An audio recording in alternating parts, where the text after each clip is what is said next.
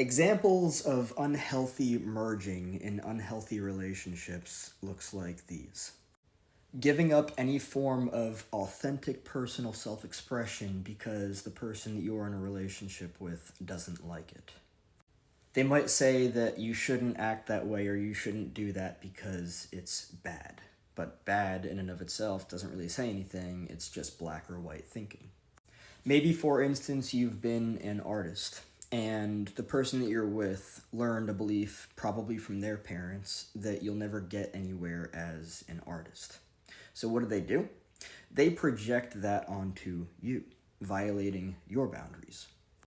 Or for instance, if there's something else that you do that they don't like, they'll try to control it because it doesn't fit into the sphere of what they learned within likely their superego. In this case, it's an unhealthy dynamic of superego because it's not like you shouldn't do it. It's just that they learned that they shouldn't do it, and they should probably try to change everybody else's behavior that does it because it doesn't pertain to their reality based on what they learned. And this even goes as far as, like, table etiquette, for instance. Placement of forks and knives, should or shouldn't put your elbows on the table. Where are your fucking manners?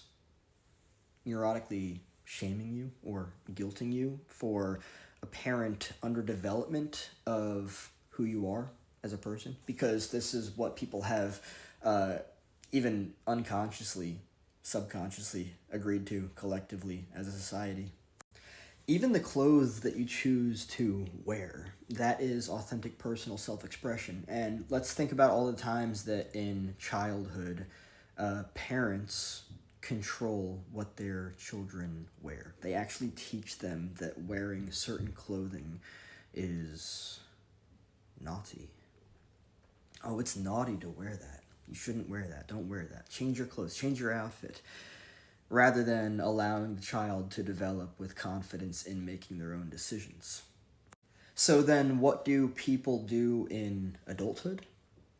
Well, they essentially attract relationships that are unhealthy, that entail unhealthy merging, where they forego their boundaries, they allow themselves to be violated, because that's what they learned in childhood.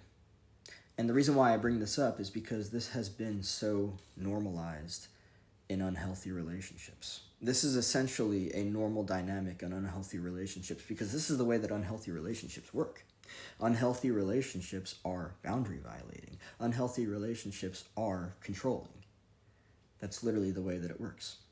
Now, the fascinating thing about this whole dynamic is that if you were raised in an unhealthy way, you're going to be attracted to unhealthy people. So you're going to be attracted to people that violate your boundaries because that's what you learned. You're going to be attracted to people that tell you not to say certain things. Maybe it's like fuck or shit, but it's still personal self-expression. They might get mad at you for saying, wow, what a beautiful fucking day it is out there. They'll get mad at you just because you said the word fuck, because that goes against what they learned to be true about life and about people and about relationships. On the other hand, when you're in a healthy relationship, you are not controlled or violated. You are accepted as you are. You might have to make compromises because that's part of the healthy dynamic of healthy relationships, but it's not you compromising your personal self-expression. It might be a matter of compromising where you live because, I don't know, you two decide that you want to live somewhere else. Compromising is, from what I've learned, healthy. But this whole thing is totally different in terms of being with somebody that is unhealthy and experiencing unhealthy merging, where you're just totally fucking violated. I hope that this helps clarify things.